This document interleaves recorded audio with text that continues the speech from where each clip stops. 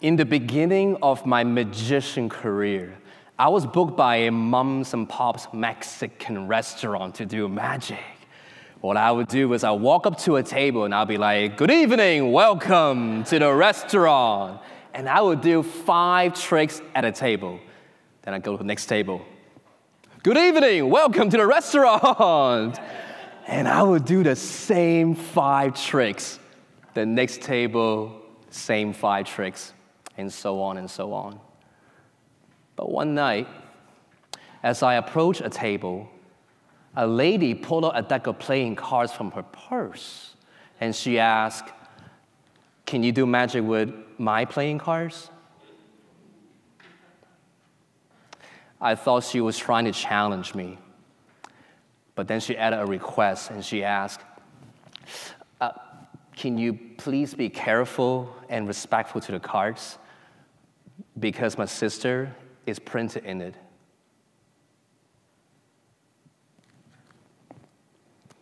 When I saw the card she gave me, I stood frozen just like this, because in my hand was not an ordinary deck of playing cards. In my hand was a deck of cold case homicide playing cards. On every single card, they had printed details about a case that had gone cold, including her sister's.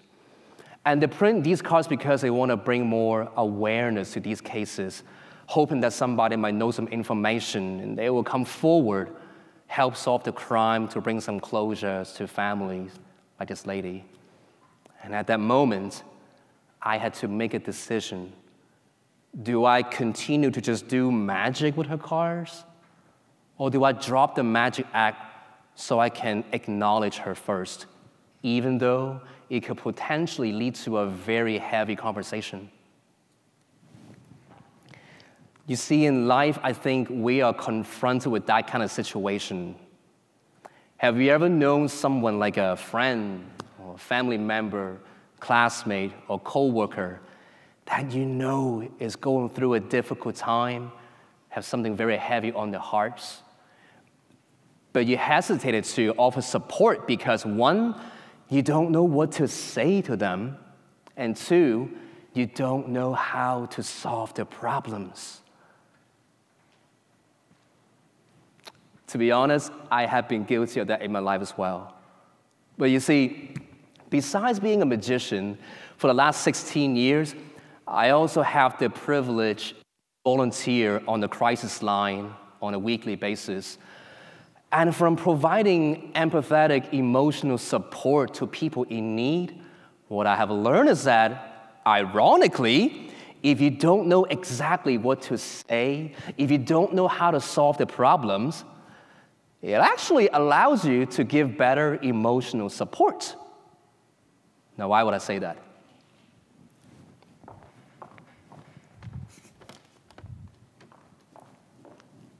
Now, in the back right here, I've got a puzzle. And I mean, the first thing, quite literally, is a puzzle. It's a Rubik's Cube, okay? The second thing, can you hear it right here? Can you hear that? Awesome. The second thing in the back right there is a glass jar. Now, clearly, this jar is way too small for the cube to fit into it. So if you have to think of a creative way to fit the cube in the jar, how might you do it? Does anybody have any wild guesses?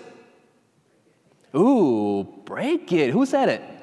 You break it. Break the cube into pieces, right? Got it. And then what do? Put it inside, like a ship in a bottle, right? Good. But what if I tell you that I've got a solution that does not involve breaking the cube at all? Would you want to see it? Yes. Would y'all want to see it? Yes. Good. But what if I tell you that my solution is not going to work right now? And neither is your solution. And that's because when we're so focused on solving the problem, we didn't even notice that no solution would work because, well, this jar is not empty. This jar is actually filled to the brim with water. So the first thing you got to do is not to solve the problem or break the cube. The first thing you got to do is actually to dump out the water from the jar first. But once the jar is empty, I'm going to show you something pretty cool, okay? Now, would you in the front, would you come help me out? All you got to do is stand to the edge of the stage over here, okay? Here's a jar, and here is the cube, okay? All I want you to do is just to grab onto the back from the very top so the camera can catch it. Get it right there if you can. If you may, thank you, there you go. So the camera can catch it right there. You can see, this is the jar right here, all right? And this is the cube. Here's a jar, here's a cube. Watch, 1, 2, 3. Oh yeah, I think we did it, I think I did it. Check it out, all the way inside the cube right there. Yes, it is that. It's a jar inside the cube right there. Yes, that the cube is all the way inside the jar right there. That is how we do it, okay? Yes, here we go. All right. Now, the magic is really cool. But why did I show you that trick? You see, when we were so focused on trying to solve the problem, we did not even notice that no solution would work because, well, the jar was full of water, right? Now, similarly, how do you think somebody might feel when they're having a difficult time, when they're in crisis? In 2014, there was a study, and researchers found out that active listening helped others feel listened to, feel understood, and feel cared for a lot more than just giving advices. And that's why on the crisis line, the first thing we do, we actually try to resist jumping into problem solving right away, but instead spend the first moments on active listening to help our callers feel understood, feel listened to, and feel supported. Quote unquote, we help them dump their water first before we jump into problem solving. And the reason why we do it is very simple. Now, I want you to imagine that you had been with your significant other for 5 years now, and you just discovered that last year they were cheating on you. You are heartbroken, you're angry, you're confused, you're shocked, and you just told your best friend what happened. And the first thing your best friend say to you is, I got a solution for you. You and I, let's hit the town tonight, all right? In fact, give me your phone, give me your phone. Let me help you build a new dating profile so we can help you meet someone new. Do you feel supported when your friend jumps immediately to problem solving? No. That's why if you don't know how to solve someone else's problems, it's not the worst thing, because then you can simply focus on acknowledging them, being present with them, and listening to them first, okay? Now, how did this knowledge of mine help that lady in the restaurant? You see, the moment she told me about her cards and her sister, instead of doing magic right away, I put the cards down on a table so I can fully acknowledge and validate her, which can be scary because we don't know what to say to someone, right? But from my volunteer experience, what I have learned is that a lot of times to give support, you don't have to say anything clever, inspiring, or even enlightening. The best thing to do is to ask an open-ended question. Listen intentionally, and then paraphrase it back to them in a way that will make them feel listened to, feel understood, and feel supported.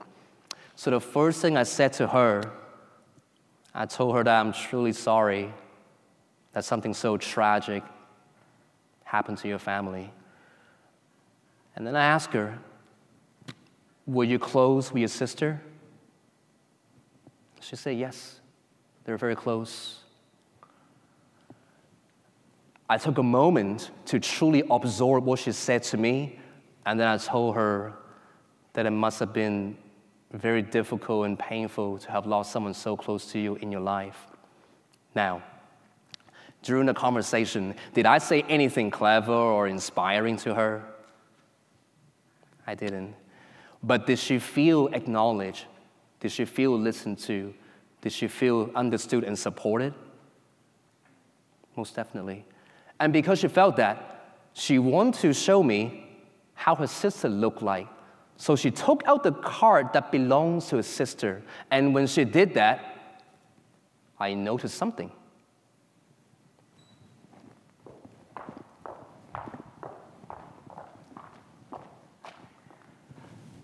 I noticed that this lady had never played with her playing cards ever, because her deck of playing cards was still in new deck order, and it goes like this: ace to 3, 4, 5, 6, 7, 8, 9, 10, jack, queen, king of clubs, ace to king of hearts, ace to king of diamonds, and ace to king of spades in exact numerical order, just like that. And that was the moment I realized what magic I can do for her.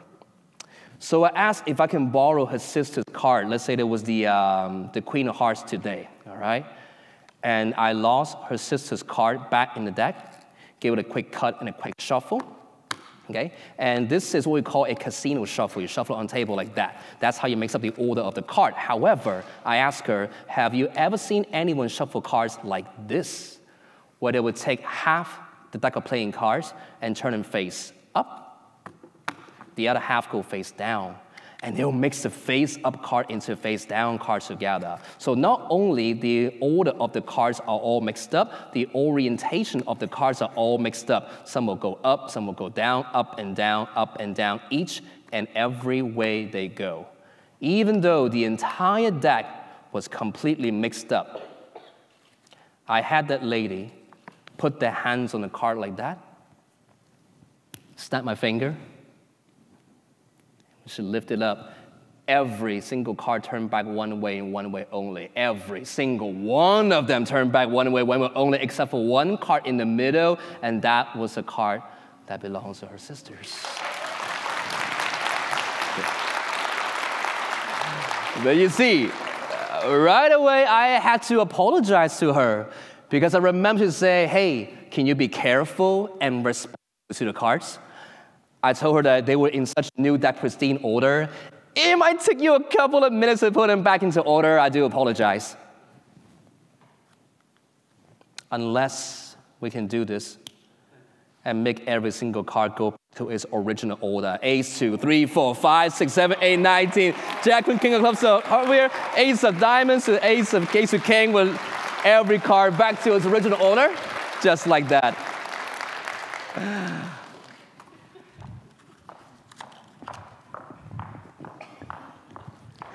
So, I put the cards back in the card case. I handed it back to her. And this lady had the biggest smile on her face.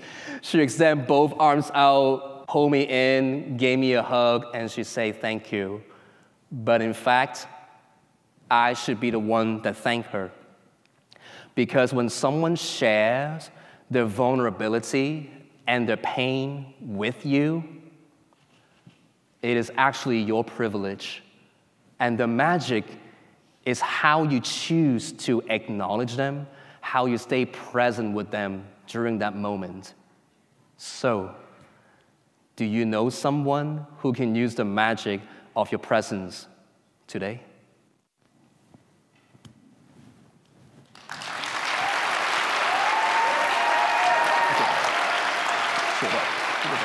Thank you. Thank you.